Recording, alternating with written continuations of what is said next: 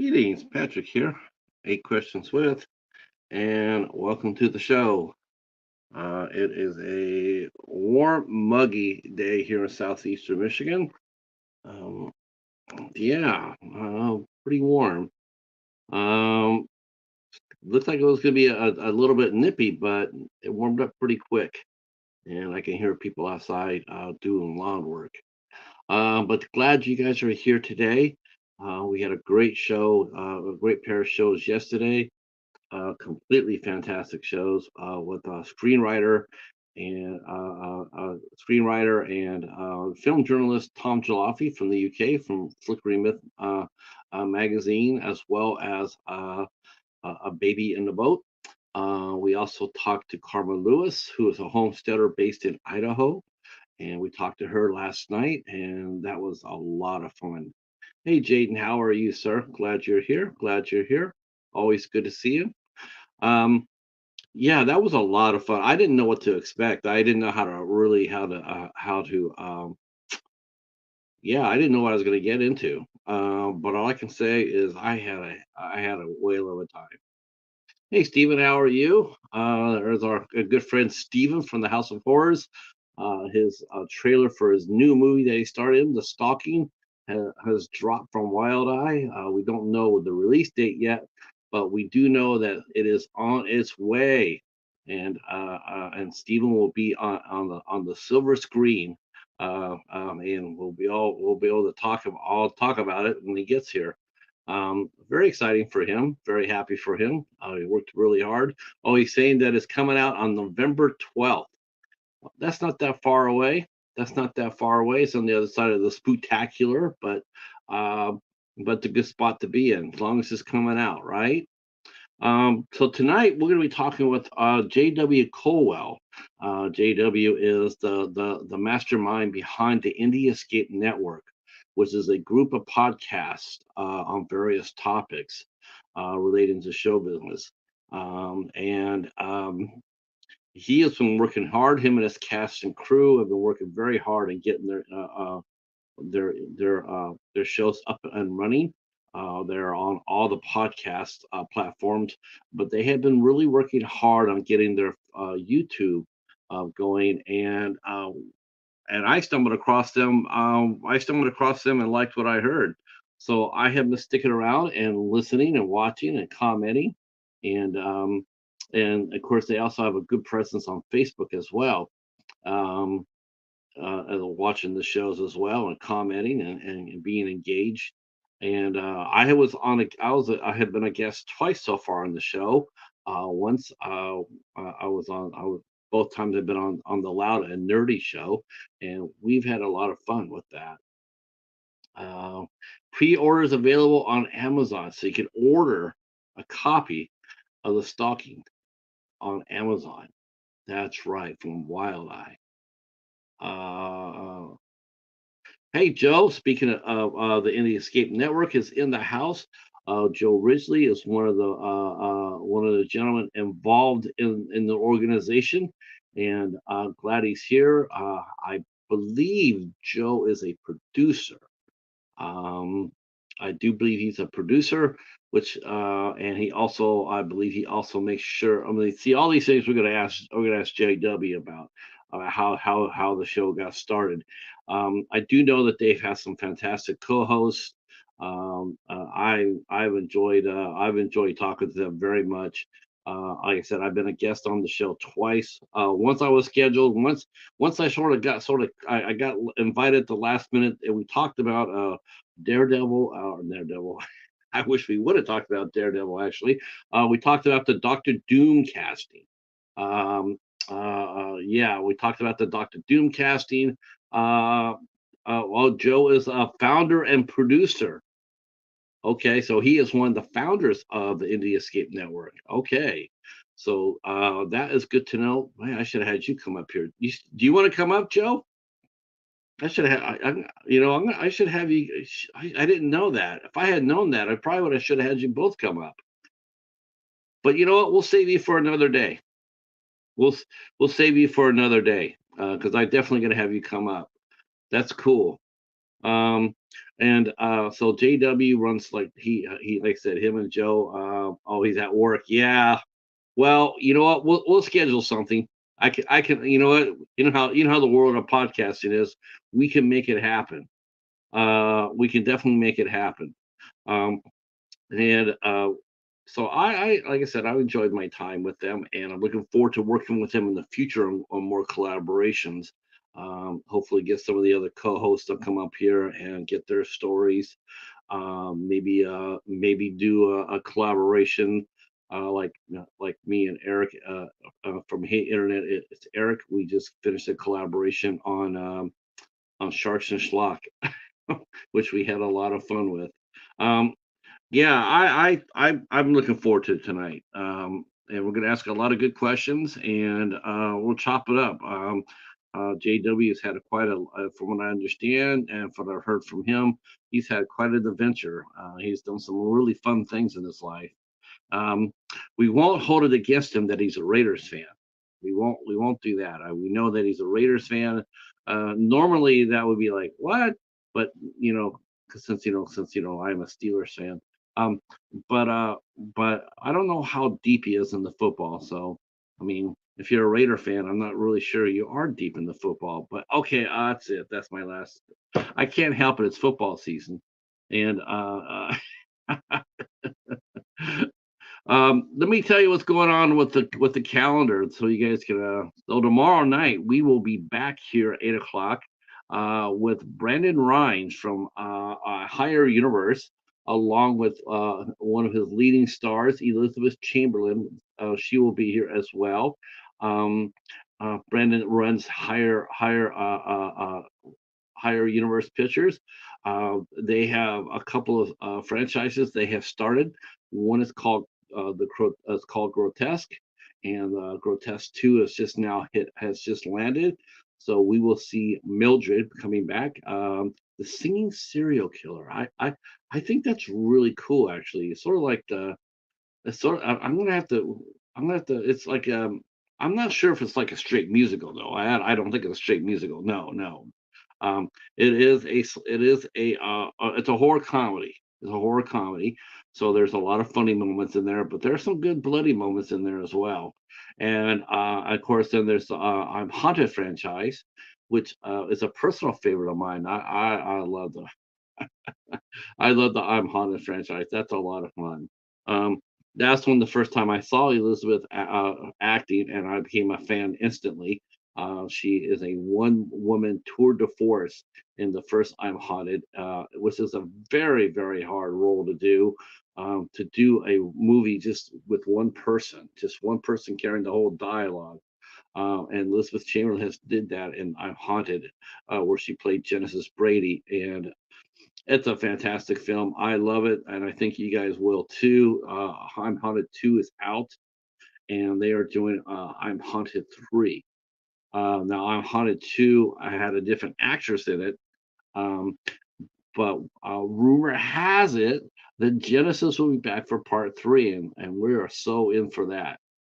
Um, Joe says that he is a Giants fan. I think the Giants are going to have a decent year this year. I think they're going to surprise a lot of people.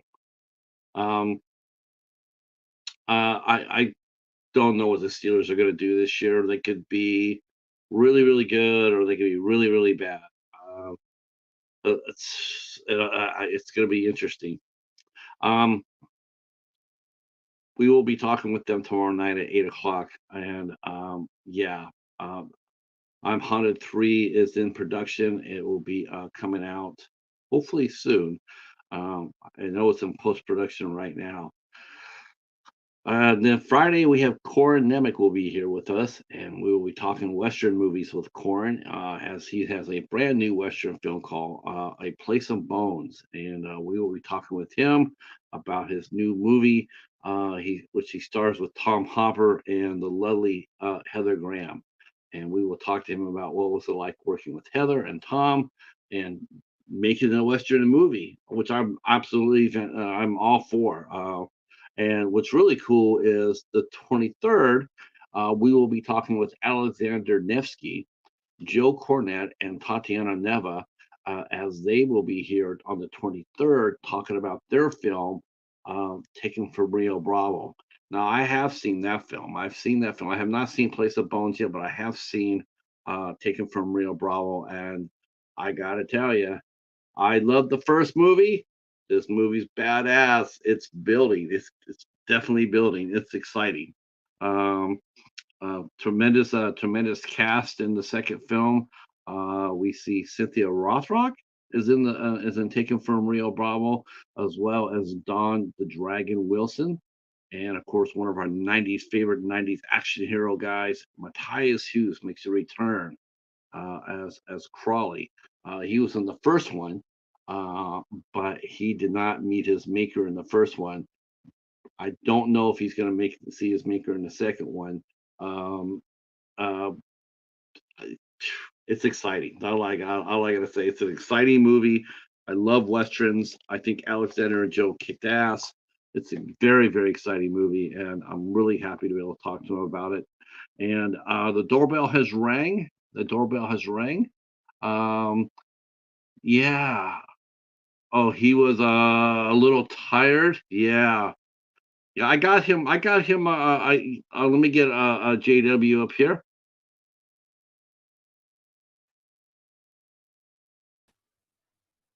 Hey, Hey, there he is.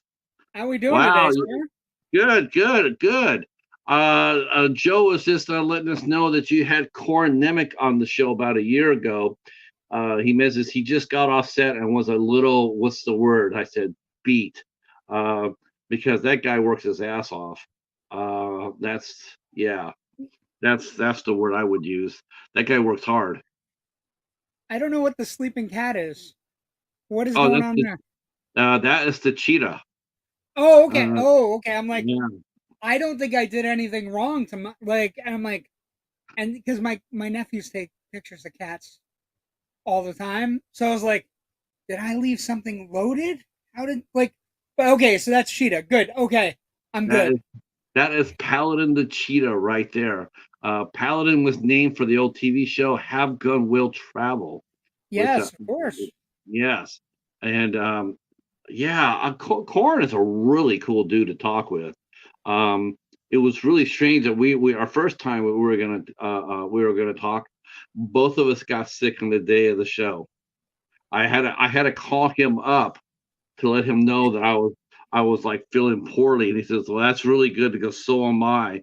So it worked out really well. I says, "All right," because I had never done that before. All the shows, I have never canceled because of illness until I was going to talk to Corin.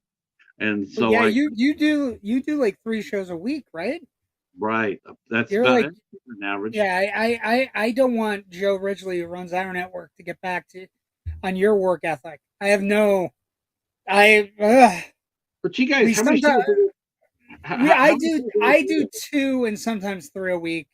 Yeah, But they're like there's sometimes like the one on Friday would be for a new release. So if both by Friday afternoon, Rich and I will have seen a new movie by then. So sometimes it's one of us, sometimes it's just me, getting up, talking, yakking about whatever the new movie is I saw on that Thursday night. Or if it's a movie like this week, like Alien Romulus, everybody kind of wants to chit chat about it without giving too much away. So we're going to try to do that on Friday afternoon. So I yeah. sometimes do 3, but not always 3. Well, Joe just let us know that three sounds good, and I said that you're going to be happy hearing that. So Yeah, so I just the yeah, Indian I need State Network yeah will be more on work. 3 times a week. Joe's an incredible person to work with. So I wish I could give him as I'm giving him as much as I can, but it's like Oh, I'd love to give him more. He deserves more. it's a lot. It's a lot of work, isn't it? I well, I think and I think people, you know, you're a podcaster, I'm a podcaster, right? I think people just assume that you walk in, you start flapping your gums about something, and there's prep to be had, like finding the right pictures or finding how you want to talk about something or what news story might hit, like right, like for Loud and Nerdy it's more of a live news show, right? That we do wonky things on. That's on Tuesday nights at 8 or 9, I should say. And then Generation Movie is kind of like it's the brainchild of Rich Dries, who's a film critic from my hometown, but he's part of the film critics circle in Pennsylvania, in Philadelphia. And our brainchild was we'd like to talk about classic movies every week and kind of explain them in their like in all their glory. So it's like we do what we do, production stories you might hear. We do how the box office, the original box office, because sometimes a movie doesn't do great at the box office off the No. bat. It has to catch on. And then we do critical reviews now and then, which kind of takes into account everything that has kind of gone on since the Me Too movement, where some movies from my childhood, my teenage years, are not nearly as nice as they're defined in a different way now. Like Right. 16 Candles is a perfect example. We have a movie where people are stealing panties. We have a movie where, there's a lot of stuff. There's a lot of moving parts. So we do critical review then, critical review now. So we kind of take a look at what the movie's doing now, and then we do if a movie has a legacy, something where you might not necessarily think a classic movie might have a legacy, but I'm a big believer in DNA strands in movies. So like you might not see like a movie, a movie might not be a direct sequel or a reboot or whatever. But for example, we did Last Starfighter on Monday. One of the things about Last Starfighter for Alex Rogan, who's like a young kid, he's constantly like drawn back into the trailer park he lives in. Right, he has responsibilities. He does things for his mom, who's a single mom. We think, we don't know. His dad's in a picture, but that's about it. And that kind of reminded me of It's a Wonderful Life, right?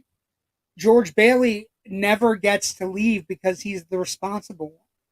He's the one that takes over the savings and loan, even though he has dreams of grandeur. He wants to go other places. He buys that suitcase, right? And I thought about that suitcase in regards to The Last Starfighter. And Alex Rogan, when you go into his room, he has pictures all over the like places he wants to go, beaches and countries, and it's those are the kind of DNA strands I'm talking about. And that's what the show's about. It's basically him and I kind of looking at things from our perspectives and putting a movie in its place. We do a Bondathon once a year. We do Oscar. We do we do an Oscar like a bunch of shows around Oscar time. That deal with taking Oscar winners from different years and different perspectives. So that's the cool show for me. That's Yeah. near and dear to my heart, and it's about movie history. And it's like, hey, if you like this movie you went to see at the multiplex this weekend, realize there's 10 other movies that allowed that movie to come into existence. You I know what know I mean? I know you guys were talking yesterday. Oh, I'm all by myself. Oh no, Patrick will be back soon. This is his show. You know, some people, my co-host on our show would say I try to take over, but I didn't try to take over this time. Patrick just kind of blinked out of existence. So what else? Let's see. I have a lot of cool things in the background here. If you like cool stuff, I have like Ghostbuster stuff on the top shelf, some pops. Um, there he is. Patrick's back. I did my best to make sure you were okay. Yeah, I'm like, I didn't know what that was. That was weird. That was all of a you sudden zoomed out of existence. Well, a dream. people would joke on my show, Patrick, that I'm constantly trying to take over and take the floor. So they would just probably guess that I did something to Oh. your feed. I'm gonna go here and mention that Joe says that's why I only want to produce shows now. I'm old and tired. Laugh out loud. I don't need to be on camera anymore. Did it for years. Yeah, it's We're gonna still get fun to do. It's still fun to get in front of the camera. I did notice that yesterday when you guys were talking about Lawrence of Arabia, And one of the things that really struck me by the conversation was how you're saying how Peter O'Toole didn't win the Oscar, and you look down there, Yeah. and then there's Gregory Peck there from To Kill a Mockingbird. How? Yes. Well, that's just crazy. Yeah. Now It, you look it, at today's Oscar winners, and I'm sorry, but there's no weight to hardly any. I mean, there's really no weight to a lot of well, these I Oscars. think I think when you talk about when you talk about a year where you have Gregory Peck and Peter O'Toole, right? Or some of the other years, like '67, we had Sidney Poitier. You know what I mean? Like these things are not, when this generation of film actors, there are few that can open a movie, right? My dad ran a movie theater, so his big thing was, can you open a movie? That's all he cared about. He wanted people in the seats. And so I think, a lot of these filmmakers, they try really hard, and there's a definitive line between um, artsy movies and box office bankable movies, right? That I don't think was part of the Oscars. Like, think about it. In '63, when Lawrence of Arabia won, that movie did great at the box office, right? So it's like there was no defined line between art movies and movies that people went to see in theaters. Now they're it's very clearly delineated, except in rare cases. Like Oppenheimer did very well at the box office. Yeah, but even then they had to gimmick that up. How do you think Well, Oppenheimer would what do you think how Oppenheimer would have really done all by itself? I think it would have done fine by itself, but I mean, it's I say not 50. I wrong. say 50%. I say It would 50%. you think it was 50%. So it grossed almost 700 million at the box office. Maybe I less than 50%, maybe 75. I don't think it would have done nearly as much as it would have 50. without the gimmickry of putting Barbie in there. Well, And but the gimmickry realized it's two competing studios that both bought into the market is all that happened.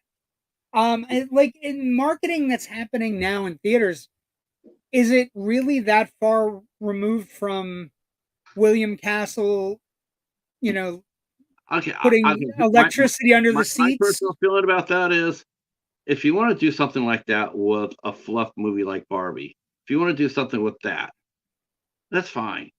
But I think a historical a movie like the one of Christopher Nolan, I can tell you right now, Christopher, if you talk to Chris Nolan in the room with you and him and nobody else, and you asked him about it, he would tell you that he absolutely hated that. That was not his idea. I I'm would, sure I would, can I have an altering opinion. I have a different opinion. there's I no way he think, would approve I that. think Nolan might have looked at it and said, it's nice. My pockets got lined. I ended up winning every Oscar known to man. But you know It what? That's worked not out that's not what very well. Nolan's about, though. Nolan is not that No, kind of filmmaker. no, but I Nolan wants to tell a story. I mean, you yeah, look at the sure. movies that he does. You look at the movies that he does: Dunkirk, Interstellar, Tenet. Now Oppenheimer. I mean, you look at him. Hell, even his brother's the Yeah, same way. his brother's fantastic. His brother did a Person of Interest, which is a very deep and a deep series. Intricate show. Yeah, They're, they're not he does a they're lot of not core about they're TV. not about Barbie. Say, let and Well, no, no, people but are I don't think he, this is something we've been talking about on Generation Movie and all summer, right? Part of the thing about movie going is that it is a learned trait and behavior. So yeah, you can be upset if Barbie and Oppenheimer aren't your cup of tea or whatever, and both went up because they were working together or they seemed to hit a pattern. People on TikTok were going to both movies or whatever. But my thing is, I just want people going to the movies because if people go to the movies, it's a learned trait. It's a learned behavior. yeah. You I start mean, going, and then all of a sudden you're going every week because you cannot re. I know everybody has these great sound systems at home, great televisions, but the idea of sitting in a church and having the best storytellers in the world, tell you stories, the cave paintings on the wall, with 300 other people that you don't know from Adam, is still the greatest thing we export as a country. It is. I think Oppenheimer, the market of Oppenheimer says a lot about our country. It really does. The fact that they had to pair it up with, they paired it up with Barbie to Yeah, but to you do keep realize Oppenheimer had the date first, right. right? They didn't pair it up. It just so happened Barbie picked the same date, and then it became a phenomenon. That Yeah. that happens. We have summers like that every once in a while where a phenomenon happens like that. Like, I'll give you an example. 81 was a summer where there was a phenomenon going on. Raiders and Superman was playing all summer at my dad's theater. So like there are phenomenons that happen where movies are released at the same time. It's very much. They weren't marketed together. I mean, like this is the first time where Well, they like weren't marketed together. It was TikTok, it was Instagram, it was all these different things where people were making a date to see both movies as a cultural event. And I don't think they marketed together. It was more riding the wave. but see Is the best way I could say. yeah, see people saw that as that, right? So they saw it as a cultural happening. Yeah. I look at it this way. A few years ago, I went to see a midnight showing of Enemy at the Gates, Okay. and I was there for a 12 o'clock show, and and this is so rare, right? I mean, what's the last time you ever saw anybody at the cash at the box office ask to see your ID to see a rated R movie, right? I mean, it's Yeah. only happened one time in my whole entire life where my mom had to go there and get me through the gate because it was rated R. Oh, But interesting. I'm seeing there's like What was 16 that movie? Wait, stop. What was that movie? Dawn of the What Dead, movie did your mom sneak you into? Dawn of the Dead on 78. Just so I we're was clear, yeah, I just was so we're clear, 14. that movie wasn't R rated. That was X rated. Just Yeah, so they thought they but we had been there so many times at midnight shows, and we saw all the rated R movies, but they didn't know us. They knew us every Friday we'd be there. It right. was the It was first time. Dawn of the Dead was an interesting case because nobody realized it was X rated, but it No, didn't have officially didn't have a rating. But I'm sorry. Continue your Enemy at the Gate story. I'm sorry. I didn't mean to hijack your story. so here we go. So we got six teenagers in there, and they're gonna go see the movie. And for the first time, they're going like, yeah, you have to be 17, you have to be or 17 to be over there with a parent. They didn't have their parents; it was just them. They didn't think that would ever happen, and they're going like, holy cow! But thing was though, like normally I would never say anything. If that had been a rated R teen comedy, a Jackass, or I'm just sitting there waiting to go through. But I thought Yeah, that movie was but culturally sometimes, important. I thought that movie was culturally important enough yeah, that I said, "Yeah, I'll take them in," and so I did. I said, "Yeah, they're with me. Take me," because I thought the movie, and I was right. It was important enough for them to see it. I wanted them to see it for the historical content of the movie, and I think that's the opportunity. That's what I really grieve about Oppenheimer is people saw it. They didn't see it for the historical drama that Nolan's trying to get through it. They saw it as a cultural, like a TikTok, a FOMO, and I then I me I think and the, maybe the box. Wait, I think maybe the box office is true in that case. But Oppenheimer dominated the end of the year awards, and once that happened, it achieves its significance. It becomes an Academy Award winner. It becomes like once those things happen, like you don't have to worry. Like the box office was gravy for Oppenheimer, and it was gravy that they rode the wave on. That I don't oh blame them. yeah, And actually, I'm again my thing is always like we're talking about it ends with us and Deadpool and Wolverine, right? I don't care that we had two $50 million winners this week. It's great because it means people are going to the movies. It means movie theaters are going to survive. And movie theaters, I grew up in movie theaters. They're important to me. They're a place where I've met so many friends, and it's just the actual act of getting into like making the effort to go to a theater to spend 2 or 3 hours of your life. When in the case of Lawrence Arabia, I'm not going to lie, it was 4 hours, 4.5 hours because there was an overture. I was so excited. There was an overture. There was like the full movie, and there was an intermission. There was an outro. It was beautiful. But making that effort to go to a theater and look at the cave paintings on the walls with the rest of the other, cavemen and cave women, is to me it's the best thing. I cannot wait for tomorrow. I am so excited. I'm an Aliens fan from the get go. I saw Alien in '79 with my parents in a Yeah. theater. I was, just so we're clear, I was 5. It would be tantamount to child abuse today. But we saw it in 70 millimeter in Buffalo, New York. Only child abuse if you started crying, your parents left Oh, you I there. was crying. I was Oh yeah, crying. yeah, I went to that's the bathroom child 100 abuse. times. We were in, I'm not going to lie, Patrick, we were in the front row of a 70 millimeter theater, which it wasn't like, like IMAX is impressive, but 70 millimeter, the way the screen, it wraps around you, right? That's Right. what a 70 millimeter theater does.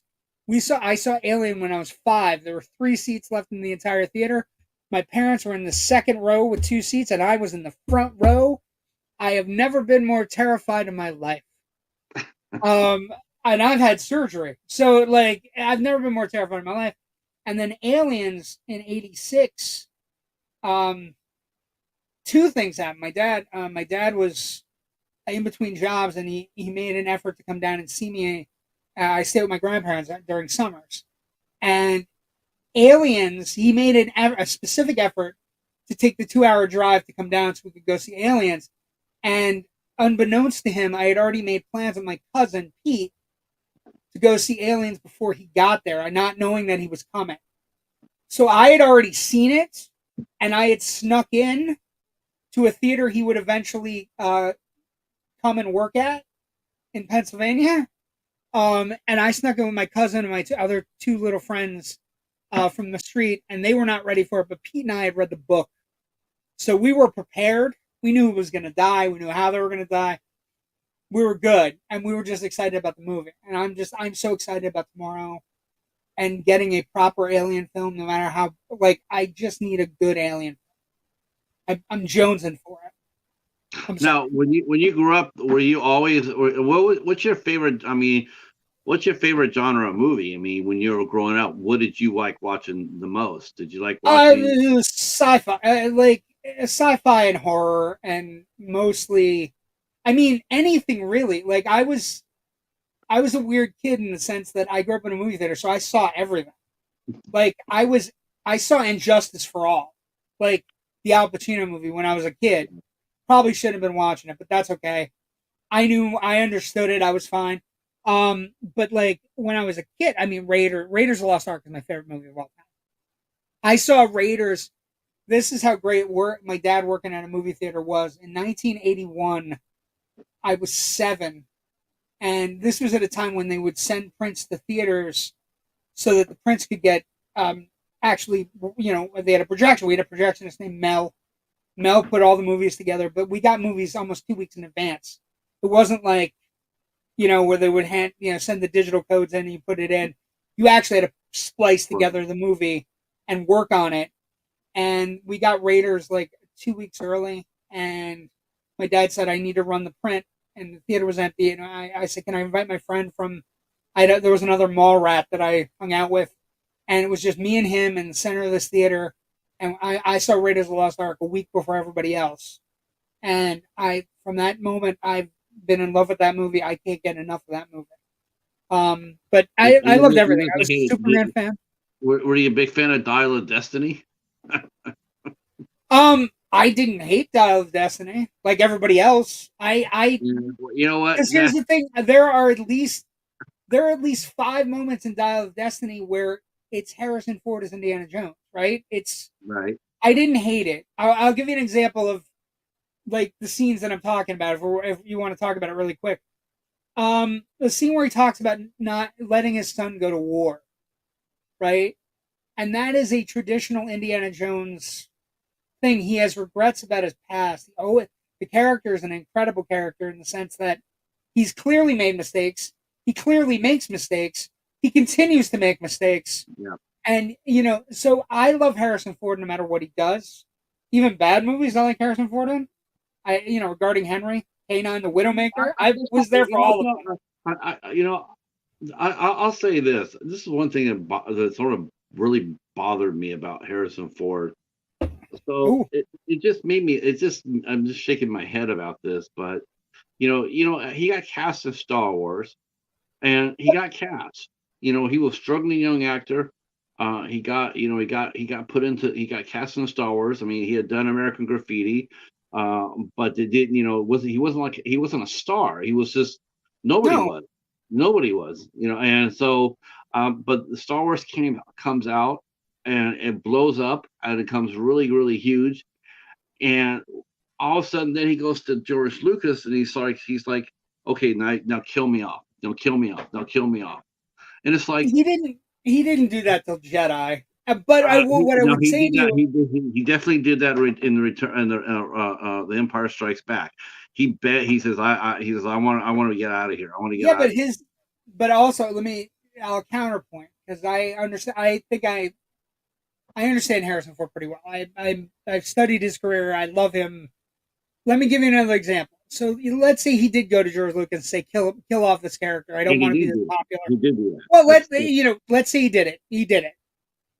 Let's also say that um, when they're filming the Cloud City chamber scene, right when he's about to be put in carbon frames, right? Right. You know that Lucas had an entire monologue for him to read, right? Where he took Lucas aside and said, "I'm not feeling this monologue, George. No. Let me can I get a couple improv takes?" And Lucas and Kasdan, who are working, and Gary Kurtz, who, by the way, I'm not going to lie to you, if you really want to read some interesting stuff, go find all about Gary Kurtz. He was the man that was the producer on Star Wars and Empire Strikes Back. He was the one that kept George in line, and once he's not on Return of the Jedi, it becomes the globalization of Star Wars, right? It Well, becomes yeah, yeah. I noise mean, and marketing. But so you had to have a thumb on. You have to have a thumb on Lucas. That's something we would both agree yeah, on. I mean, yeah, I remember but listening to the commentary of Crystal Skulls, and Steven Spielberg's going like, "Yeah, well, George came up to me and he wanted to put aliens in the movie," and I'm going like, "No, no aliens." And I'm going like, that's so Lucas. well, He yeah, got Lucas wants George, as pulpy as George you can Lucas get. is more of a lottery winner. He's a lottery winner more than he is a director. He got I think lucky. he's a pretty good director. But what I would also say to you, you're right. I think He's not a storyteller. the technology Know, takes over. I yeah. think the storytelling gets too big for him. But let me finish the improv story. So Harrison Ford says, "Give me a couple takes, and I'll do it my way, and we'll see how it plays out." And do you know what sequence comes from this improv from Harrison Ford understanding the character and what the character Yeah. is? Yeah. Ditto. No, it's "I love you, I know," right? I know. It's the stuff that's on goddamn shirts, hats, pins, and it's just because he knew the character. So when he asked to get killed off, and actually, someone would argue that when he does eventually get killed off in The Force Awakens, that's the cornerstone moment of that movie. When that happens, everybody loses their minds, including the audience. Yeah, but though it was. I guess I was a little bit like it's like you signed up for this. You signed Yeah, up. but you do. I mean, I always loved he, the story. I mean, I he always could have loved his just. story. The That only reason why he came back was I mean, it's like been a long time, and he's going to come back, and he knows that he's coming back. I mean, no one forces him to do anything. He doesn't need to be for. He doesn't need to. He doesn't need no, Star Wars. So, no, he can but go again, fly in Wyoming. That's so that's the so other thing. to me, He it's comes like back to give us gifts. the fans are going ape. Are going ape. Okay, part of this too. You got to think about this too. Is that between the Star Wars movie, and this is one thing I really hated about Disney, and still do hate about Disney doing this, is that they did not take into consideration the fans when they made that trilogy. Disney said, "Screw you guys," because the fans get the series alive just like they did with Star Trek.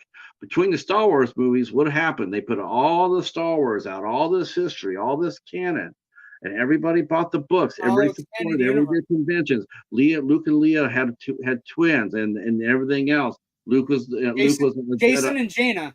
Yeah, I mean, Luke I'm had well the aware. I got you. yeah. I was in the So, but expanded universe. I know. right, I bought the toys. I'm in.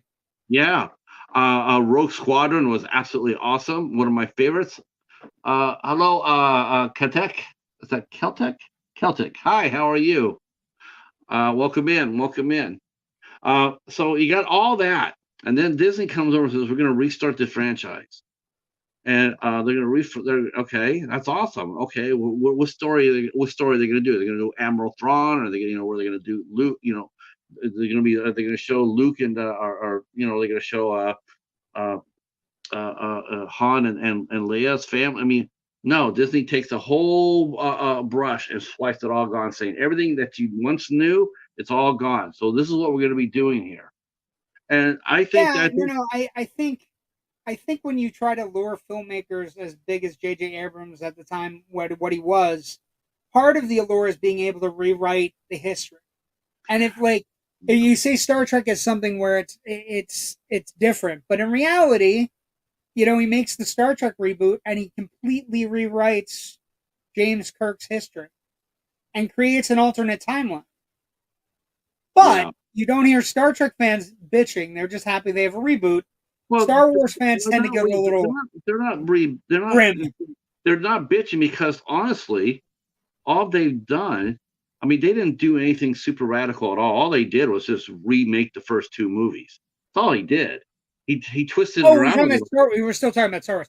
Yeah, Yeah, I think for the most part, the new trilogy of Star Wars movies, there is a one of the things that with Lucas not involved, there's no coherent vision. Now, no matter what you say about the prequel trilogy, we knew we were eventually getting to Obi-Wan versus Vader, right? That's what we paid to see. That's what we watched 3 movies to get to. Even though it started with a kid and then we had Attack of the Clones, which by the way I feel is the worst Star Wars movie ever made. Um let's see. Oh, I'm looking at the comments now. Rich Dries is here. Lucas never considered the EU canon. Why are we still having this discussion? I don't know, man. I know people. I have expanded universe stuff, and it is what it I is. love the expanded universe. I collected every Rogue Squadron book that came out. That's the only I series can I followed. understand. But I followed that. I love Wedge Antilles. I was a big mark I for love Wedge. him. Wedge is a great Yeah, character. and I thought it was awesome when they came out. And I'm like, this is amazing. But he's right. I mean, look at Lucas. I mean, he he made how many billions from Disney? Yeah, and well, And he said whatever you want to do. What does it matter by that point? It's not like like we want to buy everything from you. Okay, well we're gonna give you $2 billion. Okay, what does I'm it not as really big a matter? critic of He the he Disney he stuff. he doesn't really give a rat's ass what they do with it because he got paid. Well, and I think part of it with Disney, and this is what I told people at the time when Star Wars came over, when Marvel came over, when Fox came over, when all these different things come over to Disney. Disney is not in the business of losing money. They are in the business of earning money off of nostalgia.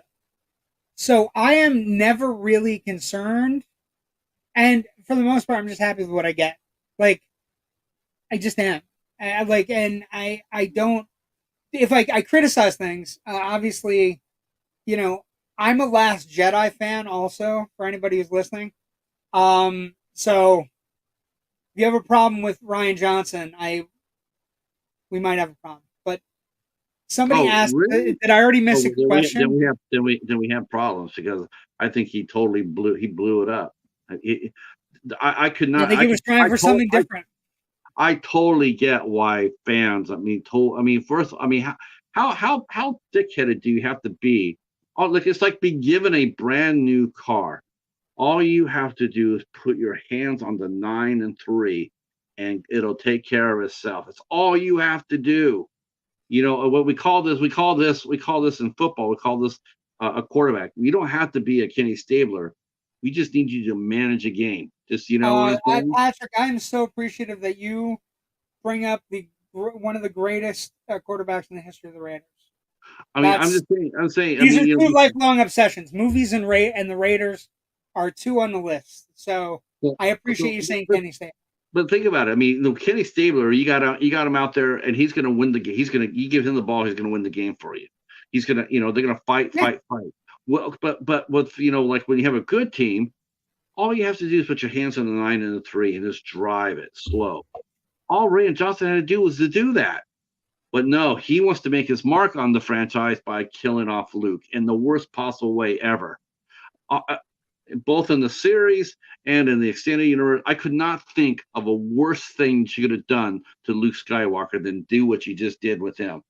I And that think was just after I I'm just sitting there going like, that okay. killed him. Here That killed here's let me hear me out on this one, Patrick. So and this is what I'll say to you to try to him. win you over to Before you my do side that, on Luke. I want you to think about your saying in here. I And am. I will. I want you to think about your favorite, like Lawrence of Arabia. Oh Now, yeah, no, no. What I'm think going to about. say to you is, here's what I would start with, and this is for anybody who wants to understand how my mindset works. Um, quick question: Luke is a Jedi, correct? Mm-hmm. Luke is a loner. Jedi, by their very nature, are He's a loners, correct? loner in this movie. He's not a Well, he's a loner loner, in the but universe. let me ask you a question: Who's his Jedi master? Who's his Who's Luke's Jedi master? Kenobi? No, Yoda. Yoda's his Jedi master. Yoda. Okay, yeah. Right. Okay.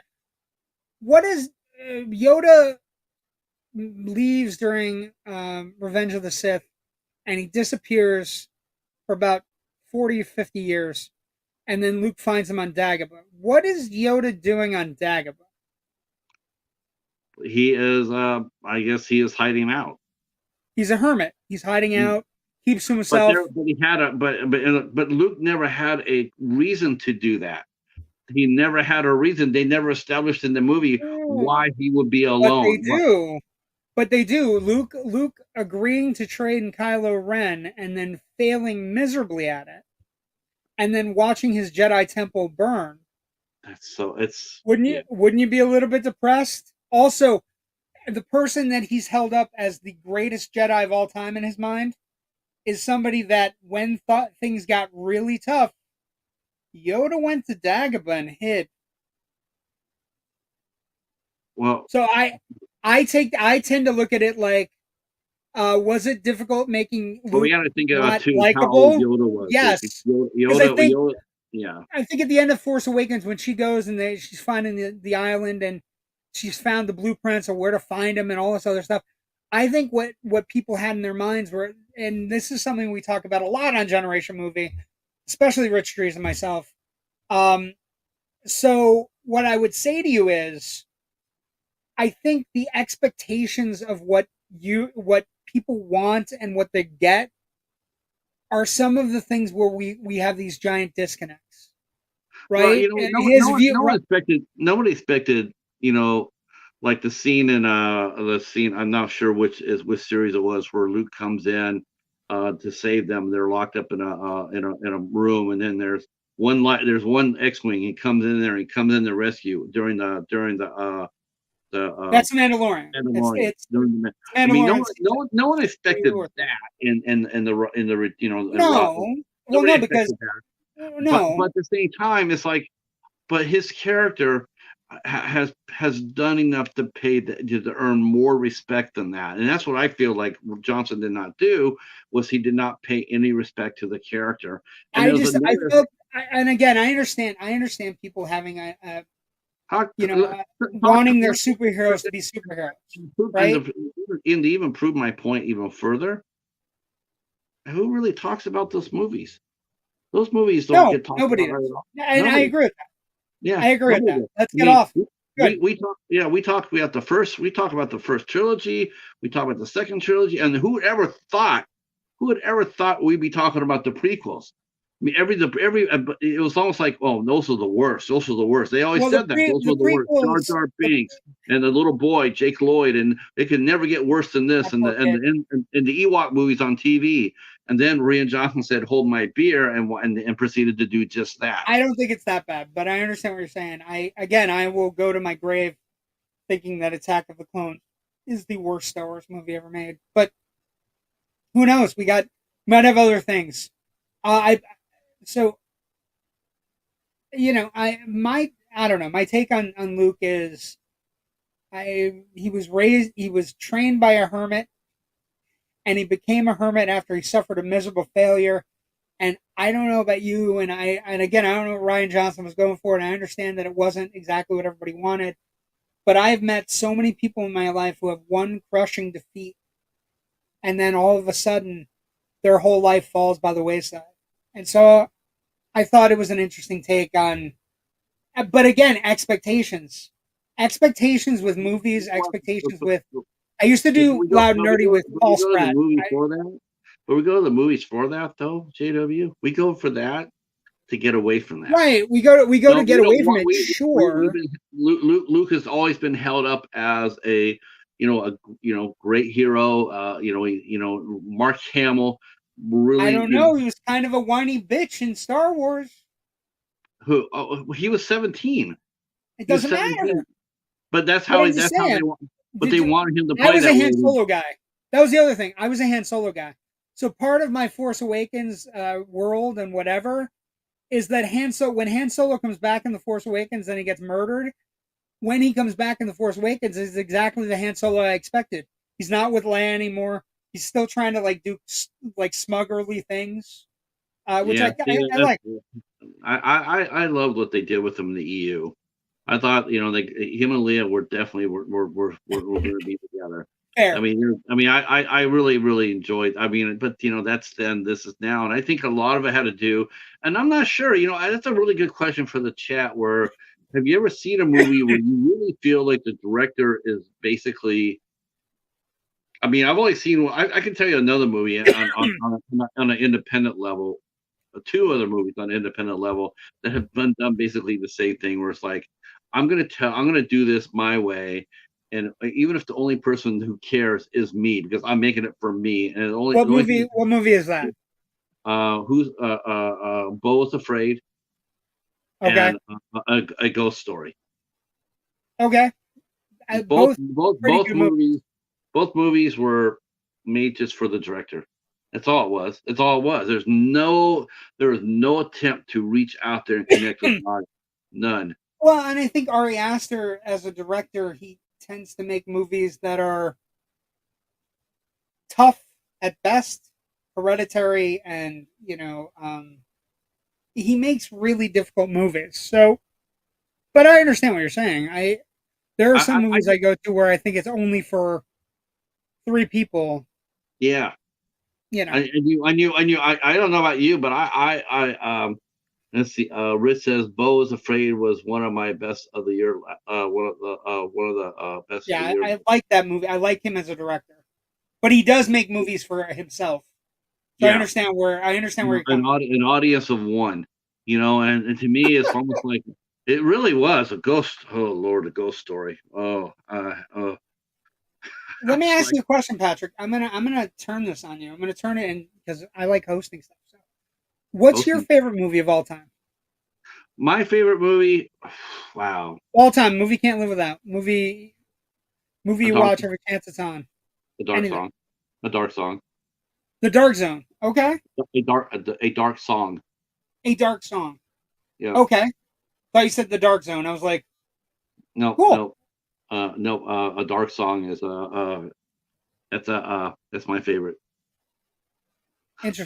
But it's a really intense personal movie.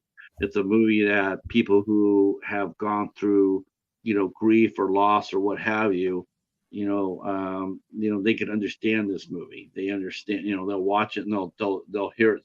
They'll feel it speak to them. If they saw it. And it was for me. Yeah, And it's really weird. It's like, I talked to the director Liam Gavin, and I said, well, how do you see your movie? do you see a movie as a straight horror film? Do you see it as a spiritual film? Because Hmm. I mean, it was weird because he's well, I thought it was more of a horror film. More like I got to tell you, I think it's one of the most spiritual films I've ever. If not the most, it's the most spiritual film I've ever seen. I mean, yes, leading up to it, it's terribly scary. It's terribly scary. It is scary. It's scary because it's based on reality, and that's the worst. That's the best kind of scares when like Oppenheimer. Oppenheimer is a horror film. That's a freaking horror film. We're gonna make the atomic bomb. We're gonna drop it on people. How you know Yeah. that's No, I agree. absolutely. I mean, that's absolutely terrifying. And the same thing goes with with the Dark Song. But it's a spiritual film. It's something we all need to But such a tiny film. Nobody ever saw it. No, even it's got a good reputation now. I mean, some people know about it now, but most people do not. Oh So no, I no, would say, uh, Kyle said a dark thong, yeah. um, Slapjaw, Dennis, right? I think his name Dennis. no, that's Jerry. Derek. I think Okay, that's Derek says Jerry. Rob Zombie makes movies for himself. Yes, Yes.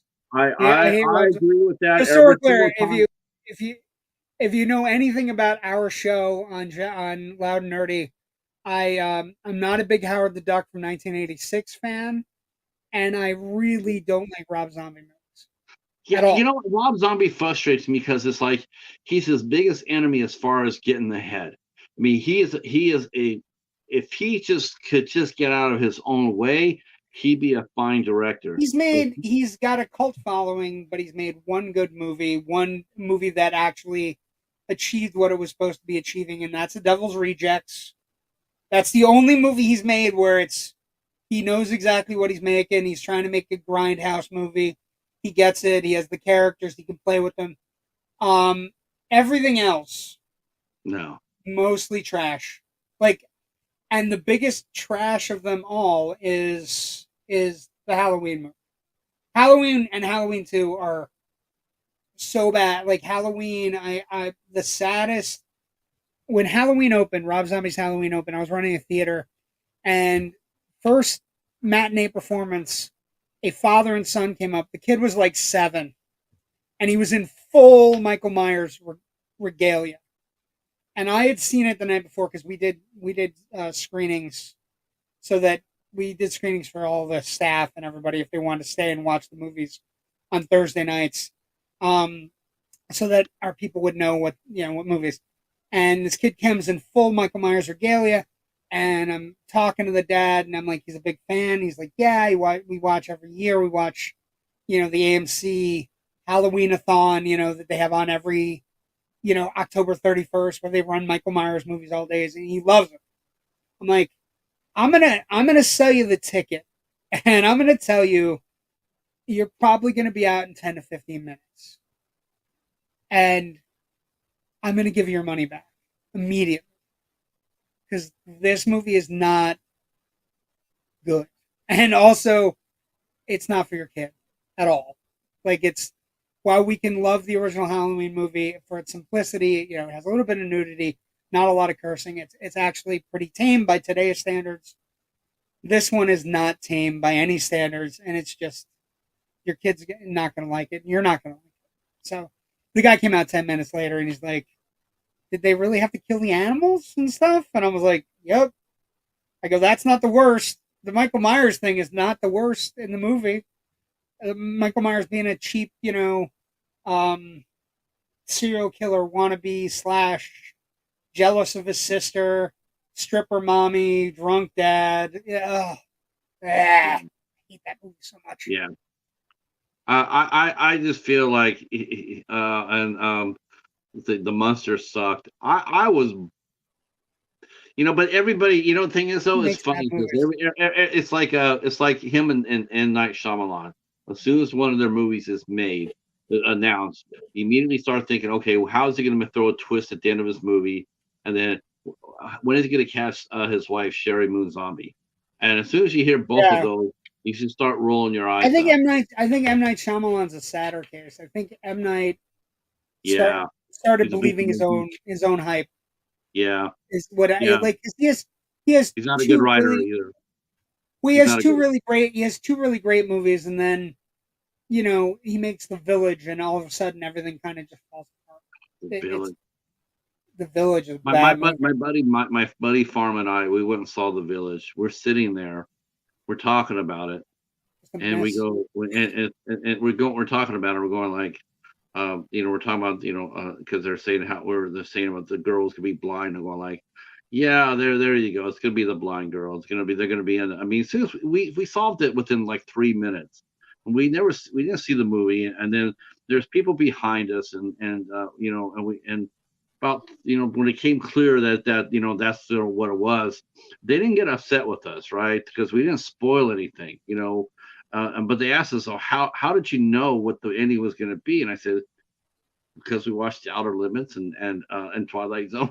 It's like all it was Well, and the village. that's speaking of Twilight Zone, I got to tell you, we on Loud Nerdy, we are big proponents. Well, Jerry and I are.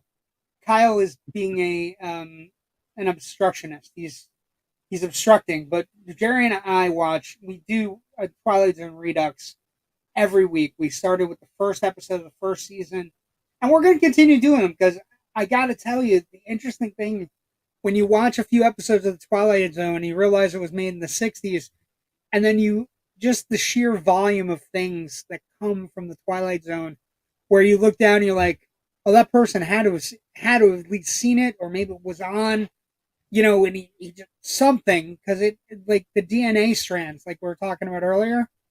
Twilight Zone has so many good ones. There's so many great ones. Now, Um, have you? I'm asking a question here. Have you ever oh heard of Fever Dreamland Theater? no, what is Fever Dreamland He's Theater? his name is Anthony, and that's the name of his channel. And you think you guys doing the Twilight Zone? You need to go and take a look at this channel. You need to have him on Oh, really. it's just yeah, no, it's a segment for like what I've started to try to do with Loud and Nerdy on our network is I have very talented co-hosts. I have co-hosts that Yeah, you are guys get along really well. yeah, And you guys have um, some really interesting hosts. I mean, uh, we well, do. let's get this started. Well, it's not started, but how did the network start? I mean, how did you and Joe meet? I guess it should be the real first question I Okay, would. so I had known about the network before I came on board, and I had started doing a podcast called Loud Nerd about 3 or 4 years ago, and I had done it with my friend and comedian Paul Spratt, and actually it was more than 4 years ago. Actually, it was probably 5 or 6 years ago, and we Paul is a working comedian in New York and Pennsylvania, and so he just started running out of time to do the show, and so I was kind of doing it by myself and whatever, and right around when COVID hit, we both got the same notice that the show and the group and everything were going to be shut down. And I sent him a message. I'm like, we should do a couple shows. You have nothing to do. I have nothing to do. I'm not going to work. You're not going to work. We should get back together. And so we did, and we started doing shows, and we did that for about a year and a half. And then he just, time, life, things get in the way. So I started doing the shows by myself. And then eventually, I invited Jerry and Kyle, and that's how that happened. Joe with the Indie Escape, the Indie Escape started out a way back as something called Technical Defects, and it was Joe and this gentleman named Ryan West, and that was about 8 years ago, and then Ryan left, and then Joe continued it because Joe is a big proponent of not wasting his time or effort, and he continued it and changed it just to Tech Defects, and he tried a new co-host and a couple of different things. They tried a couple new shows, one called Obscure and Unscripted, which was a podcast. But Danny and Joe didn't get together, get along. he eventually had George C. Romero, who was the son of zombie legend George Romero, on an episode of Technical Defects. And basically, Joe and George got together and they created the Indie Brigade in 2019. When they did that, they had the very first online convention during COVID. So they had a convention called DEF CON 1, which was an online convention, panels, guests, free online vendor spots. So they were ahead of their game. And it was right around that time that they got sponsored by Heavy Metal Magazine because they were looking for sponsorship. But once that sponsorship happened, George kind of went with heavy metal. And so the Indie Brigade What do you broke mean? up. He went with He went another way and kind of left Joe in the lurch. And then, but Joe again is a scrapper. He loves working, and he eventually, turned the Indie Brigade into the Indie Escape. Started a couple shows with, few of the people that were on our network. David Madison, who did Mr. Hush, and they did a show every Sunday night with Scott Schiaffo from Clerks, and so that was going really strong. I knew David from a meeting. I used to do online movie reviews or TV movie reviews. The Indie Escape was already in effect before you got there. Yeah, the Indie Escape was Joe's baby, and he had a show with Dave Madison on every Sunday night. He had a couple other shows on different nights with up and coming people who wanted their own podcast. Some of those people have stayed, but then what happened was I knew David, and I appeared on a couple episodes of The End of the Night with Joe and David, and Joe and I, every once in a while you run into somebody that you can just have a conversation with, you can be friendly with, and be happy. Sure. And everything goes well. And Joe, sent me a message. He's like, I watched your show. I love your show. Would you ever think about doing a show on our network? And I said, well, yeah, maybe. Because I didn't know. And then I came up with a concept for Generation Movie, brought that to Joe. Joe said, yes, I'll take whatever I can get. You know what I mean? Well, whatever your idea is, I think you'll probably make it great. Just because I feel you're that kind of person. Again, I was on a couple episodes. That's New Generation. That is solely looking back at older movies. Yeah, Generation Movie. It's basically movies you've grown up with, or movies your parents watched or taught you to watch, or whatever. We, like I said, we do a Bondathon every year. We've been through a bunch of Bond movies. We do the Oscar Decade Cavalcade every year. Who's your favorite Bond girl? Favorite Bond girl? That's a good one. I'll go Ursula Andress, just because it's really hard to beat her in a bikini in Dr. No. If you ask me later, I was gonna say Halle Berry gave her a run, but yeah. Halle Berry definitely gives her a run, but Halle Berry's Bond girl isn't that great. Ursula Andress's Bond girl is there to kill people. You know what I mean? Like I tend to like Bond girls that are almost as dangerous as the as the Bonds themselves. I think Eva Green is a great new one, right? Eva Green from Casino Royale is a fantastic Bond girl.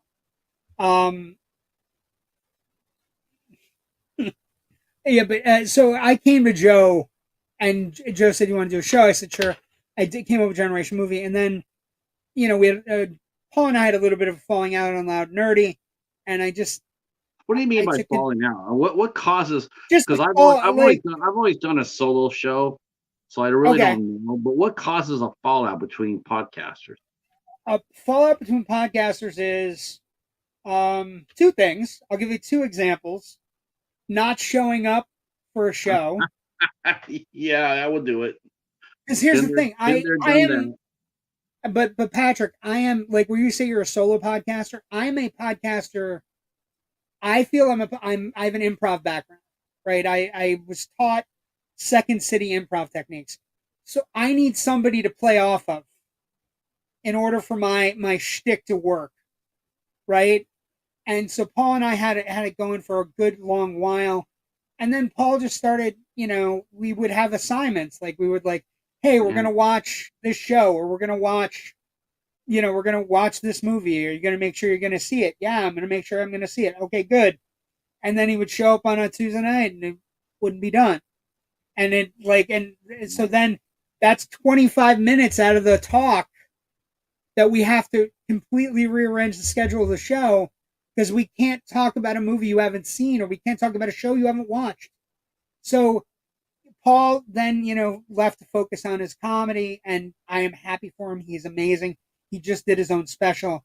I still love him to death, and we still fight about shit all the time. He was the loud, I was the nerdy. We still fight about stuff all the time. He feels I'm too lenient on Marvel stuff, so I love him to death. But it was just something where pieces had to come together, and what happened was for the loud nerdy as you see it now. What happened was Kyle I had my hooks in from a long time ago. Kyle was somebody that ran a Rocky Horror group called Sweet Translucent Dreams, and I actually got them to be the shadow cast at my theater, and we worked together for 5-6 years, putting together Rocky Horror shows, making money and doing well, and taking watching his kids grow up. His kids are both like his one child is in the military, and his other child just graduated from college recently. And the first night I ever met Kyle, I gave them both popcorns, and I had to bend down to give them the popcorn on because they were so tiny. Right. So we've been together a long time, and Kyle just recently gave up doing the STD travel routine, doing all the Rocky Horror shows, and I said, why don't you start coming on the podcast? You and I fight about shit. We have a good time. And that's part of it. Right. And then Jerry is an amazing story. I graduated high school with Jerry in 1992. I'm dating myself. I'm also wearing a vintage shirt, so it's okay. But I graduated high school with Jerry in 1992. Now, Jerry and I lived in different circles in high school. Right. And in the high school we were in different circles. But Jerry and I, we were talking about it the one day, and I had him as a guest because he was promoting his band Slapjaw. And we were talking about it the one day. We were talking about a movie called The Guardian. Okay. It's a terrible movie from the 90s about a woman who's actually a tree demon. That's a good movie. It's okay. It's a 90s horror flick. Well, here's the thing. We were both in the same theater on the exact same night. Okay. So it couldn't have been that bad. You were there watching it together. No, we weren't together.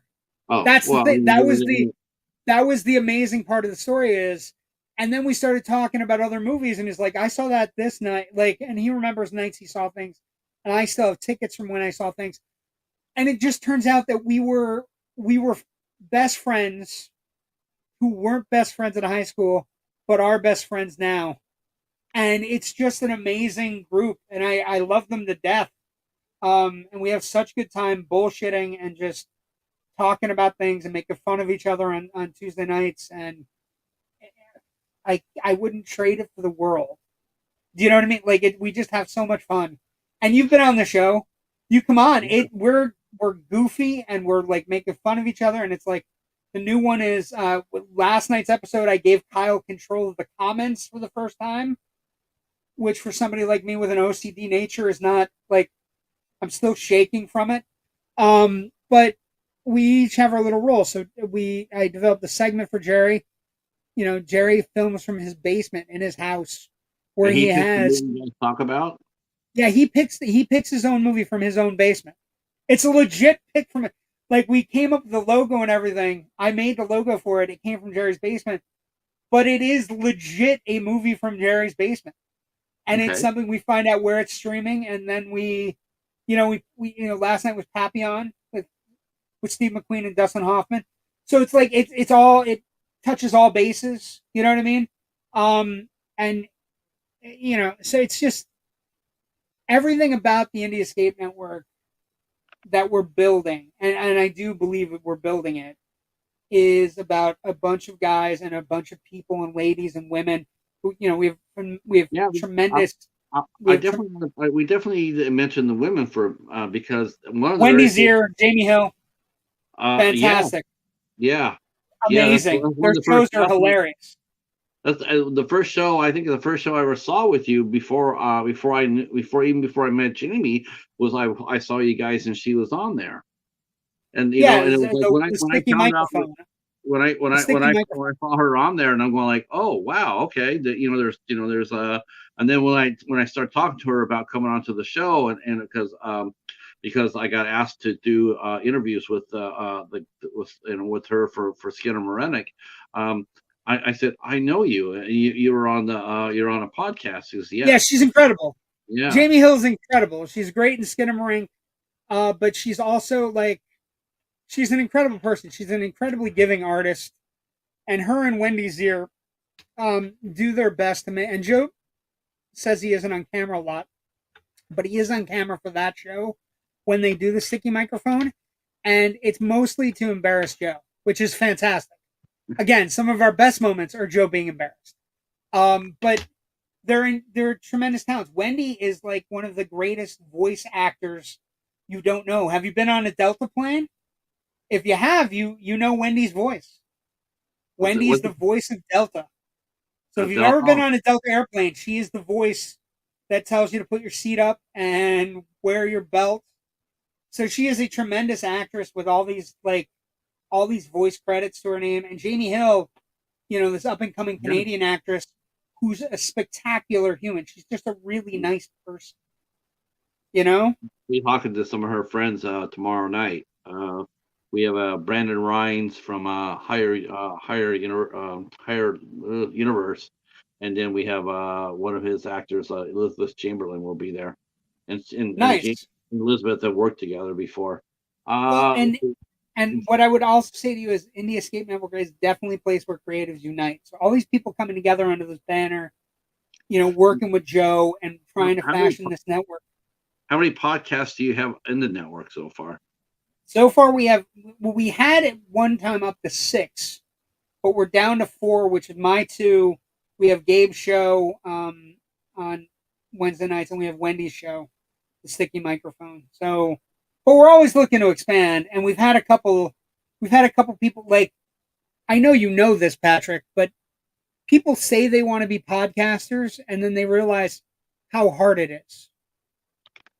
Oh yes, oh yeah. People are like, oh, "I want a Yeah. podcast." Yeah, people think that we just we get guests on like snap of a finger, and it's like, Yeah, I want a no, podcast. I tell Okay. them, how'd you get that person? By being told 99 times. Well, and It's like, that's part of it, but also like just this like I we were talking about segments on Loud Nerdy, right? Those segments require time. They require you actually watching a Twilight Zone episode or actually figuring out a movie where it is on streaming, and like so little things like people want to be a podcaster up until the point where they actually have to do a little bit of work, or sometimes it has nothing to do with the people not wanting to do the amount of work, but it might have to do. I had 2 kids that I think are going to be great on our network, but one of them is sick. So health concerns have to come first, you right. know? But I feel we're growing. I also feel we found you lounging around on the side of the road. We picked you up and like, now we're all friends.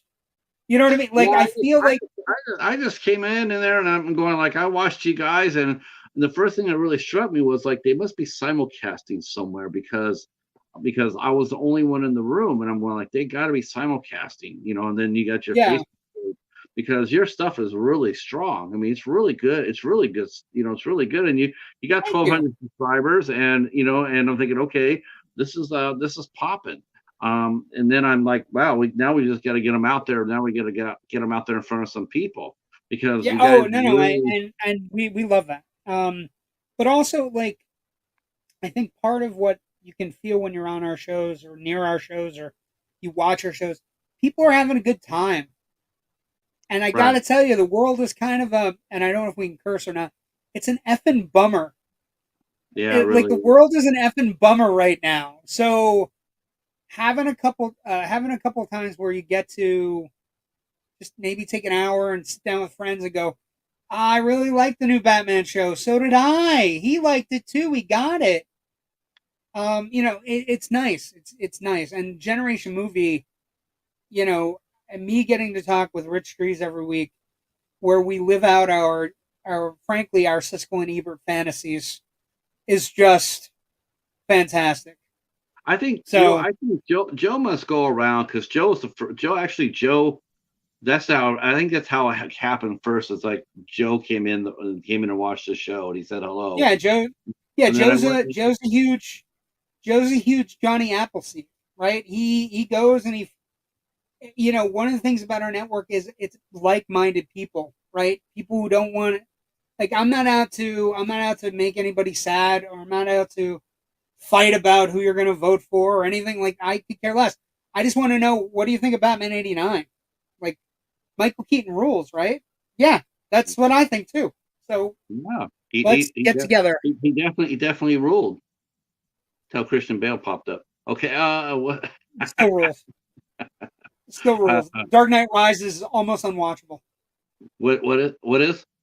The Dark Knight Rises. Now here's the thing: Batman Begins, fantastic. Dark Knight, superb, amazing. Heath Right. Ledger, probably best Joker of all time. Fantastic movie, great plot, excellent Harvey Dent, fantastic. But when was the last time you actually watched The Dark Knight Rises? I haven't watched the trilogy for a minute yet. Yeah, there's a reason. The reason I haven't watched Rises because it's terrible. I It's actually, not good. I'm trying. Yeah, Jeff Clark said that too. Christian Bale, greatest Batman. Yeah, I tell you another thing. A very unpopular thing too was Oh, like a hot you know who was the best Bruce Wayne though, right? Val Kilmer. George Clooney. George Clooney made You a like Clooney, huh? fantastic. He made a fantastic Bruce Wayne, but he was a horrible Batman. Oh, the He was horror cat he was dad disagrees. I actually he watched Rises. uh, He was a uh, uh, bad Batman, but I thought Kilmer was a really good Bruce Wayne. I liked his Bruce Wayne when he was doing the Enigma Tech stuff. That's just I me. see. I actually watch it more than Dark Knight. I watch Dark Knight That a sounds lot. that sounds like somebody that's crazy. I don't know. I Well, don't know the horror cat dad. I'm just saying. I'm busting by the way. I don't. I the superhero though actually it's funny. It's like the superhero movie that I'm actually looking for. I have it, but it won't play on my player. But I have to find it. The one movie I'm looking for right now to talk about is Madam Web. oh That's the it's, one it's I'm ooh. looking for. That one. You know what? I I don't hate quote I hate Sony Spider-Man movies that don't have Tom Holland and don't have a full Marvel logo. So You know, and aren't you know, animated.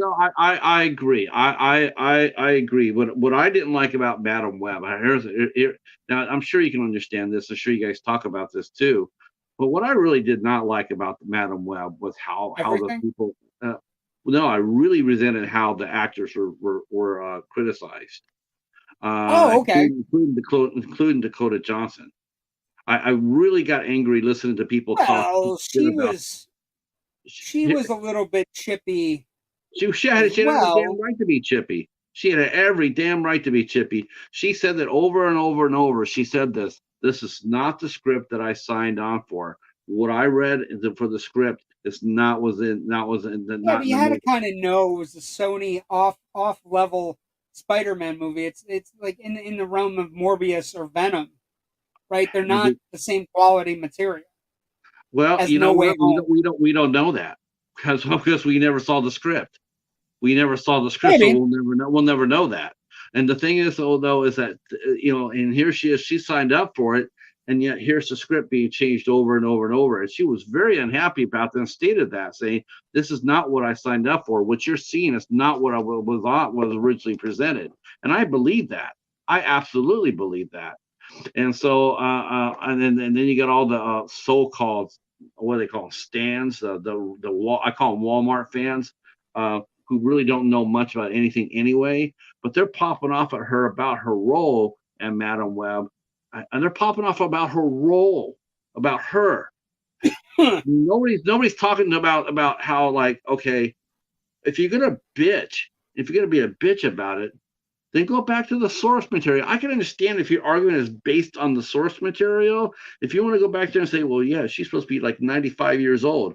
Okay, I might listen to that. Oh, fair. That's a legitimate concern.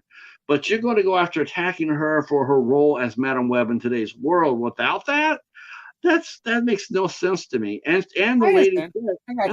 and the lady said, "Hey, this is not what I signed up for. This is not what was presented for me, and this is not the movie that we're supposed to put out." Okay, now whether this saves the movie or not, who knows? But all I know is that she did her best. I mean, she did her Yeah, best. She did the best what she was given. Not her fault. Not her fault. Leave her the hell alone. It's the fair. same thing with this. I mean, look at Jared Leto did Morbius. Okay, yeah, that movie got ripped up too. But Jared Leto did not get savaged. Though, it was almost Yeah, like but Jared Leto's been savage for a lot of stuff. Jared Leto, a little bit, yeah, but The not. But Suicide Squad stuff was almost unbelievable. The amount of shit he pulled on the Suicide Squad. yeah, and that was a see, but that's see, they hired him and they got what they deserved because everybody knows that's what you get with Jared Leto. That's what you're getting with Oh Joaquin wait, so Phoenix. wait, this is interesting here, Patrick. So the Horror Cat Dad watches Rises more than he watches Dark Knight, but Michael Keaton will always be his Batman. See, that makes perfect sense to me. Mm-hmm. I love the Dark Knight and I love Batman Begins, but Michael Sure. Keaton's my My, Batman. my my my favorite Joker. I mean, I like Heath Ledger too, but if you really, I love the '66 the Cesar '66. Romero. Yeah, The only problem with the only problem with I Cesar, love the Catwoman, and I love the Catwoman. I'm sorry, but I which mean, Catwoman? Wait a second. Whoa, we're talking I, Batman '66, Patrick. What I know. Catwoman? I loved Which all one? three of them. I loved all three of them. Can't be all I thought three. It's only Newmar, huh? Julie Newmar, and Eartha Kitt. Lee Uh, Merriweather isn't. Meriwether. Lee I think Merriweather if and she Eartha got Kitt. to do it a couple more times, she would have flexed into Maybe, it. but Julie Newmar definitely. Julie Julie Newmar Newmar and definitely was Eartha number Kitt. one Catwoman. Eartha Kitt with That that voice, man. Eartha Kitt. Oh, yeah, interesting. Eartha Kitt was amazing too. But that's and Rich is sitting there going, Madam Web is a mess, but I admire that it was trying to be Terminator, Terminator. Yeah, It's the Rich same and I thing. have seen. It's That's the the same thing. thing with Captain If Marvel. anybody watching your show, you will see on Monday nights. You can come watch Generation Movie. We're doing The Crow next week. And we talk about movies like we've seen so many movies What do that you we think, just Bill? Let me ask you a question. Do you really think that Bill Skarsgård is going to get ripped to shreds as much as Dakota Johnson did? um Even though I've heard nobody say I was anything talking good about the I was Crow. talking about this last night actually. I think the Crow reboot problems are they're kind of they're under the skin, right? They're not just we don't want a reboot of this particular franchise. The problem is the Crow from the 90s represents a specific time and a specific period and the launch of a movie star that never happened. So people like me going to see The Crow maybe won't give it as much of a break as I would when I went to see the Dawn of the Dead remake. Do you know what I mean? Because it's not something that means the world, but The Crow from the 90s with Brandon Lee, people love that movie, even if it's not as great as you think it is. It People isn't that. love it. And I, I but mean, it's a even if good they movie. don't, It's a even if good movie, but but what it it's not represents, immortal. Patrick, movies sometimes represent more than what the sum of their parts. What it represents is not only the death of a movie star, but the death of a career. Because this was his movie where he was going to launch and Yeah, he was going to be big, and his daddy didn't get a chance, and he was trying to get a chance. So I think part of the problem with the Crow reboot is not that we're not ready for it, or not that they're going to do a good job with it, or not that Skarsgård's not a good choice, because he is. The problem with it is that the roots run so deep for the original, not the junky sequels, but the no. original, right? They run so I, deep that I did people are having a hard time. I did a show with my friend Danny Nightmare, and we talked about the Crow, the original Crow, against Daredevil 2003. And Ooh, huh? Me and ooh, my friend Danny. No, no, And no. Ooh, I was just saying ooh, not who. Ooh, oh, well, he had the it's an crow. interesting. It's an interesting fight. It's an interesting fight. Yeah, it was. Because both movies are great. Both movies are good. I mean, in fact, I mean, in some respects, both movies can be called great. When I rewatched The Crow, I mean, for one thing, the cast is stellar. The cast It is is. really, really good, and I think that's the first thing that came to me when I saw the reboot was like, man, they don't have nearly the freaking star power as the first one did. They And the don't have the first one, character act. They don't have the. They don't have what appears. They do not have. They have a lack of character actors yes, in the that's prime all they spots have. that are in the original. They have a lot of newcomers, a lot of. I mean, there's nobody out there. I mean, you take away Bill Skarsgård and Danny Houston, there's nobody there. I don't know who the girl's supposed to be, Twigs or something like that. I have no idea. I've never seen her before in anything. But the rest of the cast, I look on the IMDb page, and there ain't nobody there whose name I know. And get off your lawn, Patrick, Yeah, and there- get off my lawn. yeah. There's just nobody there to grab you. Where you look at the first movie and you go back and go like, holy shit. And they weren't Johnny coming newcomers either. I mean, Bai Ling had already been acting for a No, while. there's a lot of good Walcott, people. There's a lot of good people in that movie. And what I would but say is, I think one of the things when you're talking, one of the things that I do like about reboots, and this is something I always bring up on both Generation Movie and Loud Nerdy. Part of the fun of reboots for me is I don't necessarily expect the movie to live up to the original, but what I do because I try to be I'm a film historian, right? That the soundtrack is so good on the original, the things are so good about the original. I'm excited that we're getting a reboot because the original will get noticed by a new generation. And that's like, for example, that's the same thing with Twisters, right? I have the Twisters logo behind me. I have a Mad magazine behind me. Anyway, Twisters isn't a great movie, but if we talk more about Twister with Bill Paxton, we talk more about Bill Paxton, I'm all for it. You know what I mean? So, I don't think the reboot's going to be great, but I'm also, no, I don't think it'll be. holding out hope that maybe Skarsgård is actually, the roles he's been picked to play and the roles he's played are really interesting. I mean, Pennywise, he's going to be Nosferatu. He's the Crow. He's a But good I young tell you what, actor. the people who backed, I guess, A24 who backed Nosferatu, you can rest assured they're sitting there holding their breath because they don't No, want. They, they don't have to worry about Nosferatu. I Nosferatu, that trailer is amazing. That Yeah, trailer well, is amazing. you And come out. Eggers, Look, Bill Skarsgård's already come out with look. The Northman didn't do that well for him, and the last one he just did one where he's supposed to be fighting everybody. Boy beats world, kills world, or something like that. yeah, Well, that didn't do shit either. I mean, he yeah, needs a but little bit of a pop. He needs a little bit of a it doesn't yeah, take long to get on a because building up to a movie like this, you want your star to be hot.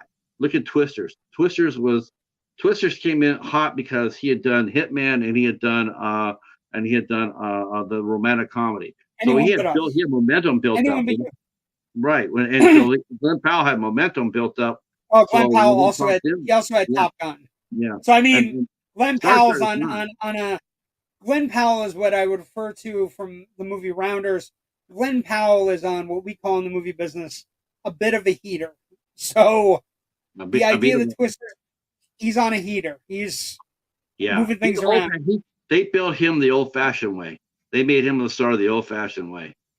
And was really bummed out about that. And I highly recommend it. I've been saying this before, but man, if you really I mean, a good performance by Glenn Powell and Jonathan Majors, go see Devotion.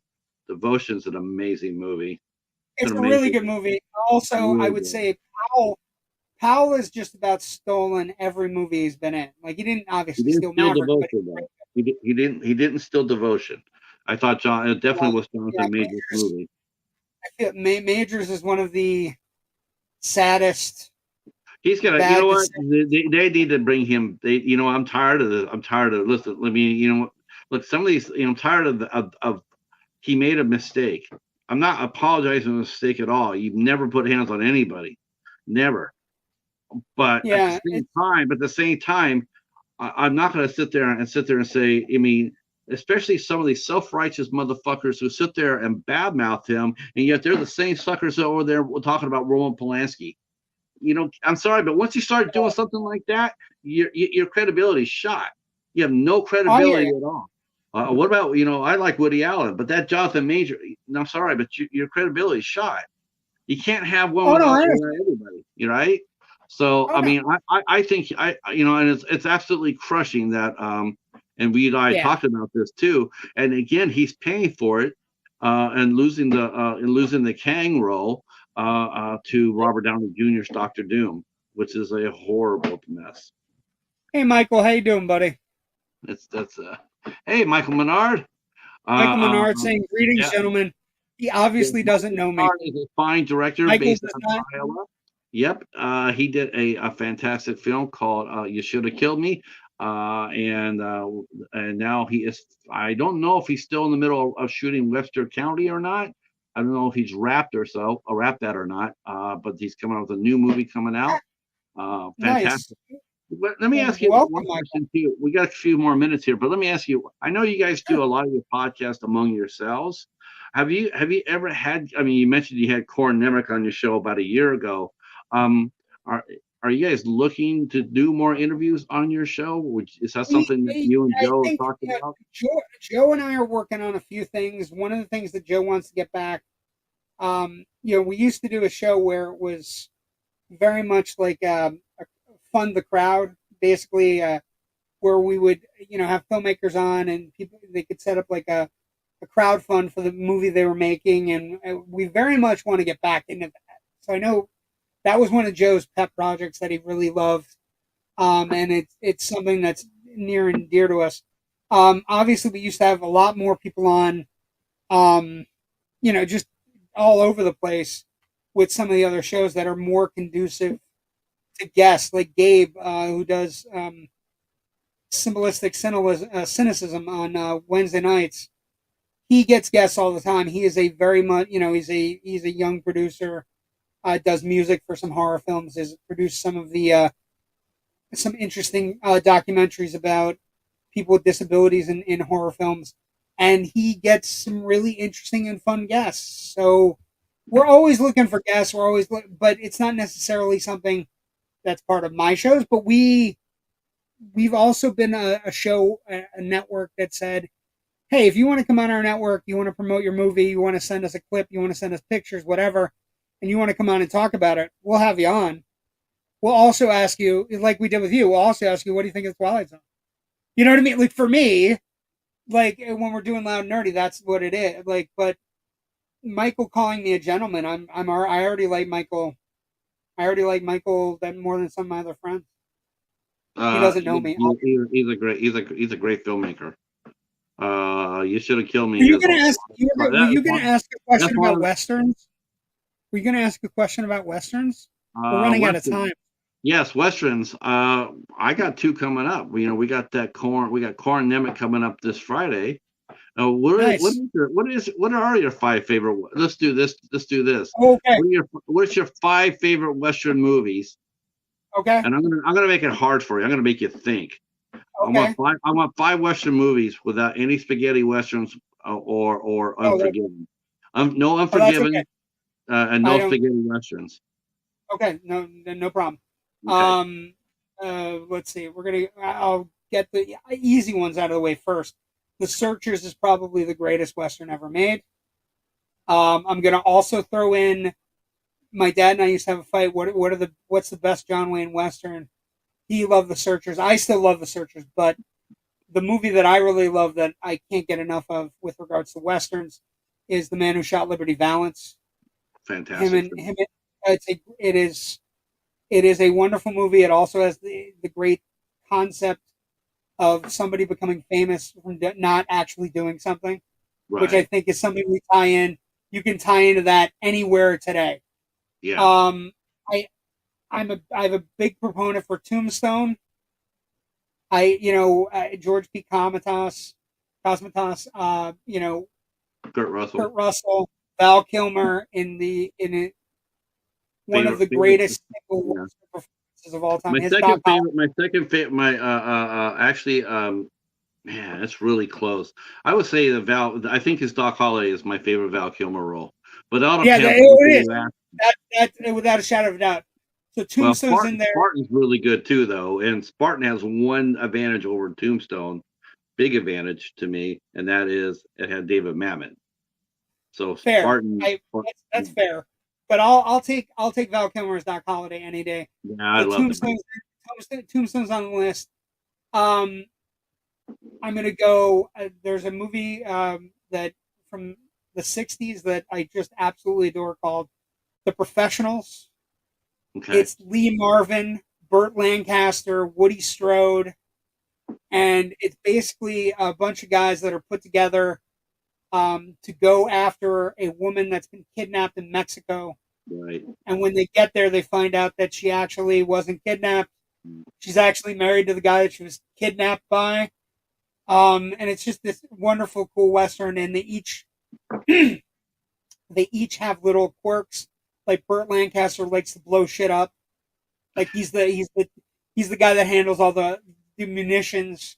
And Lee Marvin is just a badass like lieutenant, like army guy. And Woody Strode, the amazing Woody Strode, is firing arrows. So he's the arrow guy. Very reminiscent of the League of Ungentlemanly Warfare, the Alan Richer character. Okay. Then the last final, you gotta pick smart, and you Yeah. gotta pick Magnificent Seven, right? You gotta pick Which one though? Which one? I mean, you got the the original one, you got the Yeah, remake. the original. The remake is fine. The remake is okay, but the original, for fuck's sake, has Yul Brenner and Steve McQueen and Charles Bronson and James Coburn, and Robert the Vaughn. original is so hard to get over. It also has the score, and I am a weird Steve McQueen nut. I like Steve McQueen a lot. I just like the idea of an icon. I like him that he's almost Steve McQueen in every movie he's in, but it doesn't matter because he makes it work. You know what I mean? Like it's but the Magnificent Seven, that's five. That's a good five. Searchers, Man Who Shot Liberty Valance, Tombstone, um, The Professionals, and the Magnificent Seven. I do All right. like Men on a Mission movies. Do So you, if you can do what? combine Men on a Mission movies with Western movies, I like that even more. Okay. Well, I'll put you on the clock again here. What are your favorite TV series? Western TV series? Western TV series. Yeah, because Ah, there's a interesting. lot of good ones out there. There are a lot of good ones. I mean, Have Gun Will Travel is pretty great. You know what I mean? Pretty. Um, pretty great. Also, like I grew up, we watched a lot of Gunsmoke. So I Okay. mean, So okay, so I got this book. I was so excited. I got this book at this library there that had it on sale, and it was all the Firefly. Yes, that's a good one. So they had a book of Gunsmoke, and this thing was Firefly this thick. is This thing was this thick, JW. So it told about the stories, told how the show got together. It started as a radio show, William Conrad, and then they transferred to the TV series. They didn't take Robert Conrad with them because he was fighting his weight. So they went and got James Arness. So I read the synopsis of the radio show, and then I read the synopsis of the TV show. That show is freaking amazing. It is freaking amazing that it got on for 20 years with basically the five fucking same plot every week. It was if you go ahead and look at every synopsis, you're going like they already. It's all they did was repeat themselves. All did, all Oh did. yeah, no, I'm Oh my not. god! You It know, was it's I think beyond belief Firefly. how I many. actually am going to steal Rich's. Firefly is a fantastic Western show that Yes, also happens to be a sci-fi show that also happens to be people on a mission show. So I'm all down with that. Um, uh, other I mean Gunsmoke. I I, mean I, Gunsmoke is I cool. did like the Lone Ranger, and I always loved the um I love the Lone Ranger in the sense that I like the idea of a mask. I like the idea of hiding who you are and doing cool things. But also one of the reasons I went back to the Lone Ranger in my teens and 20s was Jay Thomas every year would go on David David, Letterman and tell the story. and he'd tell the story about the Lone Ranger. Yeah, And it's one of the single greatest. If when you get done watching us, go to YouTube. You can find it there. it's a great Jay story Thomas come on every year and tell the single greatest talk show story ever. ever told, and he told it every year. Yeah, It was also usually a Christmas episode, and it was also usually an episode where he would try to hit the meatball off the top of the tree. And I was at one of those episodes live. So the Lone Ranger has to be something that I did watch when I was a kid, and and then once you hear the story, you go back and you watch it, and that guy was the Lone Ranger, oh my right? God, Like yeah, Clayton Moore. in Yeah, real life, they he tried to sue became the him. Lone They Ranger. went to try to sue him to not go as the Lone Ranger, And and he's like, how can you sue the fucking Lone Ranger? He's the Lone yeah, Ranger. and then the people relented because they made a new movie with Clayton Yeah. Rohner, and Clayton Rohner was going to be Yes, the the new legend, break. the legend of the Lone Ranger. One of the biggest bombs of the 80s. Oh, and a lot of that had to do with the court case. If they wouldn't have done that with the court case, they probably would have had an okay movie. Well, And and then I think that is one thing about today that's better than the past. The reboots of the past, I think one of the interesting things that's happened with the reboots or rebootquels or whatever you want to call them now, one of the coolest things is that there is a definite affinity for the things of the past, right? So people get invited back, or, I think it's the best way to do these things when you're trying to move on. Now, sometimes we get mired a bit where we can't give over to the new people yet, but 9 times out of 10, when you have a reboot pool where people are involved from the past and they're passing a torch, it tends to work. true. All right. I'm gonna. You know what? We're gonna go ahead and ask the chat a question. I Oh, noticed that Gunsmoke. Oh, Bonanza's another good one. I like Bonanza. I thought Bonanza was really good. Bonanza, Uh, Gunsmoke, Lone Ranger, Gunsmoke. Yeah. I used to watch The Big Valley. Firefly. Firefly is a great choice, by the way. Rich Dries, super creative. If you've never seen Firefly, there's only 13 episodes.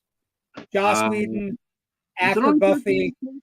I thought. Okay. I There's thought. 13 episodes in a movie. Okay. Yeah. Serenity. The Adventures of Briscoe County Jr. also is a very underrated Fantastic. series. I love Highly that movie. underrated. Oh, Wild Wild West, too. Like the show, not the movie. Yeah, Wild Wild West. That was Wild Wild West is always fun. that unfortunately. It's funny. They actually are one of the few shows that got hit with the violence. There's like, hey, you got to tone down the violence. That was really what killed it. Was that? But those are shows my dad liked. My dad liked Wild Wild West, and he liked Have Gun Will Travel, and he loved um. I can't think of it. I was thinking Wild Wild West, Have Gun Will I couldn't Travel. understand why what He they're liked talking about quirky, he in liked terms of quirky violence. westerns too. I couldn't understand what they're talking about with violence on the Wild Wild West. It wasn't any more violent than any other TV show, any other Western show. At the end of the except I remember the Lawman came out in the 50s, and they did talk to them, and because before for the first 3 seasons, every time the Lawman drew his gun, somebody was going to die. So they said, "Well, could you maybe have him do a few shoulder shots this Could season?" you have him? So, Could you have him so the, maybe? Could you have him maybe like shoot somebody in the leg for God's sakes? yeah, I Just mean, do you always have to relax.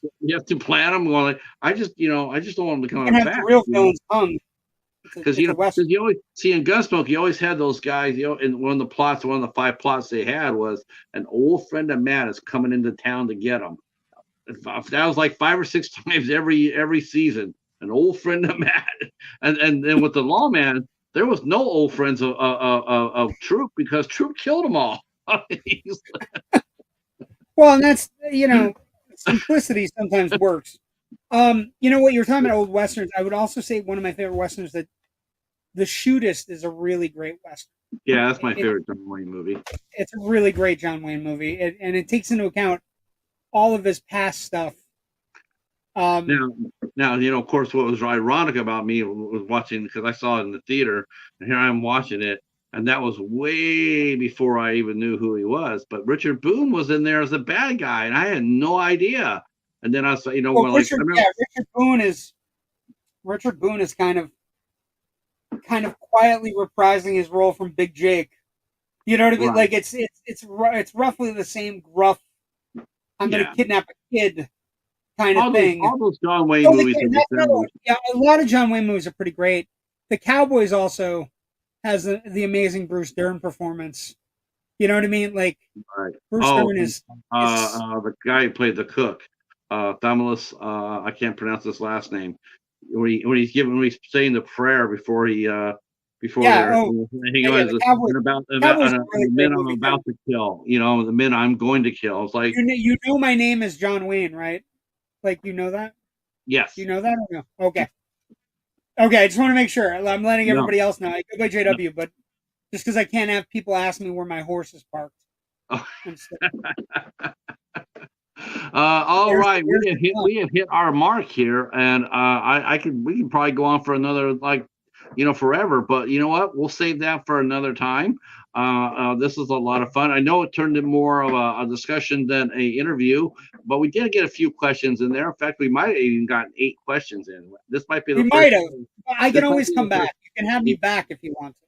Yeah, next time I'm gonna have you come back with the boys from the With the Loud gaggle, Nerdy. Yeah. we're gonna be the gaggle. Will be here. Yeah, we were Now, talking about are that. you They now would be happy Loud to do Nerd? that. Is Loud and Nerdy always going to be just 3 hosts, or are you going to go ahead and are you going to rotate it? I Because think I we're. think the I first think. time I saw Loud and Nerdy, you had 4 people on, didn't you? Well, we have 4 people on if there's somebody worthy to be on, like yourself, Patrick. Oh, But usually it started out as a 2-man booth, and it's become a 3-man booth, and the 3-man I think is going to stick just because yeah. if you watch the show, you've been on the show, the vibes with Kyle, Jerry, and I are pretty cool. I like them. They like me. We get along well. We talk about a bunch of stuff. We have a good time every Tuesday until one of us decides they're not having a good time, and then we'll have to go searching for co-hosts. But I don't expect it anytime soon. Man, that's a story for for another show. But That's a definitely story for another time I if can we definitely phone it up. relate to some of those things that we talked about. I can definitely relate to. Okay. Yeah, Well, if you haven't found my channel yet, or you haven't found JW, you can find JW. You can find the Indie Escape oh, Network's channel. I pinned it I have a on there. really great way to do this. Hold on, Patrick. I have a great way to do this. Look, we have the Indie Escape Network card, Wow. and then Patrick, if somebody's watching our show tonight, and you want to check out the Indie Escape Network, all you have to do is scan the VR code at the back, and it will take you to a place where you can see all of our stuff. The Indie Escape Network is where creators unite. You can find me on Monday nights doing Generation Movie. You can find me on Tuesday nights doing Loud Nerdy with Jerry and Kyle. I hate Kyle. No, just kidding. But yeah, Indie Escape Network. And again, that QR will take you everywhere you need to go to check us out. Now, and the show that Joe does as well. When is that? When does that He air? does the Sticky Network on Sticky Microphone on Wednesdays and at the end of the night, but I think they're on a bit of a hiatus. And then Gabe does a show on Wednesdays. Um, Gabe's show is really interesting because he always has unique people on. He loves horror films. He works on a lot of things. So So, what time does he come on? We're probably cutting into him right now. you might Uh, be well. I don't know if he's live tonight, because it takes him a while to get guests, but he's on every once in a while, and the guests he gets are astounding. So check him out. It's all on the Indie Escape Network YouTube or Indie Escape Network uh, Facebook and Instagram. And if you click on the QR code I just put up, you will find us. We will be there for you to see. So just that's pause, take funny. a picture, and magically you will find us. As far as me, I will be back tomorrow night. I'll be back tomorrow night with Elizabeth Chamberlain and Brandon Rhines. Friday, 8 o'clock with Corin Nemec. We'll be talking about A Place of Bones. It's a brand new Western film that Corin has done. On the 23rd, we'll have Alexander Nevsky, Joe Cornett, and Tatiana Neva, and they'll be here talking about their independent Western called Taken from Rio Bravo. So we are all about saddling up and heading on out. I cannot wait to talk both parties about their movies. I've already seen Taken from Rio Bravo. It's great. It's great. It's old fashioned Western fun. They got a perfect hero for it. Great supporting cast, including Cynthia Rothrock and Dawn the Dragon Wilson, along with Matthias Hughes. So we'll be talking about that on the 23rd. And then we have more shows, but you'll have to come by every Tuesday, Wednesday, and Thursday to see what they're all about. If you haven't found our channels yet, please subscribe to them. Subscribe among yourselves, and we will talk to you. We will talk to you tomorrow night. JW, stay right where you're at for a minute, and for everybody Absolutely. else, thank you so much, and we will talk at you soon. Thanks for having me, Patrick. I appreciate it. Peace.